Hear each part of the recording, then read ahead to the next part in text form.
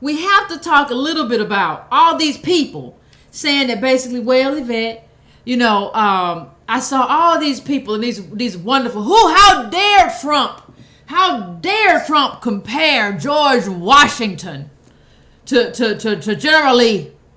Who does he think he is? He doesn't understand that Lee fought for the Confederacy and George Washington was the first president of our country. George Washington owned over 300 slaves. You know what that means? He could not have been president without owning those slaves. It means his people owe us a cut. He got them and he inherited them from Martha. Right? A lot of them, not all of them. He inherited most of them from Martha. You had to have slaves because slaves were wealth. You either had to have slaves or you had to be moved by slave owners. That's what you had to do. You were either influenced and you had to do what slave owners wanted to do, or you had to have slaves. That's how it worked. Because that's who had the money, and American politics has always been corrupt. So that's what he had to do. So don't tell me, some of you are telling me, you can't compare the two. How? Stop thinking about life from other people's perspectives. If you're a black person and somebody owned 300 slaves that allowed them to become president, how is that person any different to you than the person who fought for the Confederacy? And he was military, General Lee. This man was the first president. He could have said as the first president, we ain't doing this slavery stuff. I don't want it. I'm the first president and I don't like it. But he didn't. He allowed it to go on. He owned his own. He wanted the wealth from it. That's who he was. You can't go around saying that this man wasn't nothing but evil. How?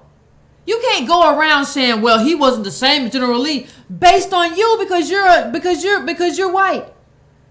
There is no black person who should say that there's any difference between Lee and Washington. There is no difference. I found a black person who said there's a difference between Lee and Washington. Who?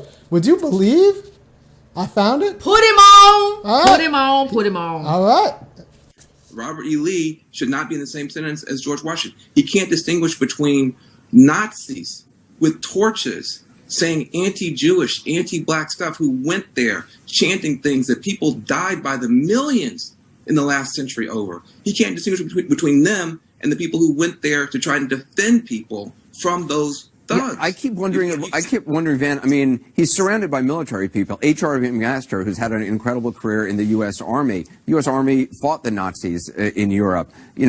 Kelly, who was a Marine. I mean, most Marines were in the Pacific Theater, but there were Marines fighting against the Nazis in Europe as well. I mean, what do these people who are surrounding him think? Ivanka Trump, Jared Kushner, what are they thinking?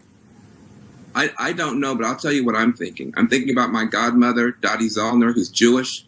I think about what she's gone through in her life, sticking up for civil rights, the stories that she's told me about her family and the things that her family suffered in Europe, and the fact that she can't count on the president of the United States to stand with her when a Nazi ran over an American citizen, killed an American citizen with ISIS tactics in our country. And my godmother can't come on the television and see the president of the United States show any sympathy for her, the father of a Jewish daughter. I mean, this is not funny. It's not cute. It's not a soundbite war. At a certain point, you have a lot of people now.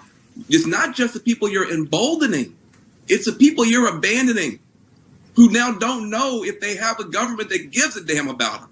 Those are the people you have to worry about, too, because we're spiraling away from each other. We're spiraling away from each other. Robert.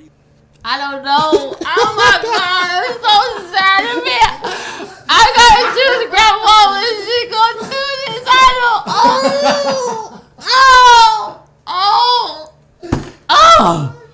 Listen, Van Jones don't represent us. We don't need these weak people.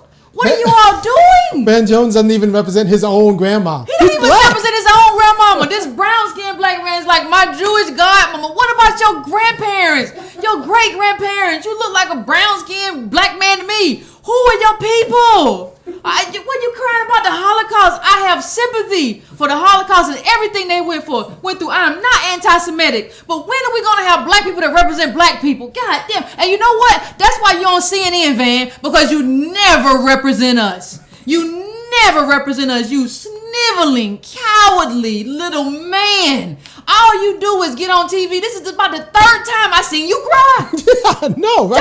Dang! How many tears this Negro got? Just salt water all the time. Listen, this is not what we need. We don't need Van Jones. We don't need that. Yes, MSNBC calls Yvette. Yvette, we want you to do a 5-minute segment on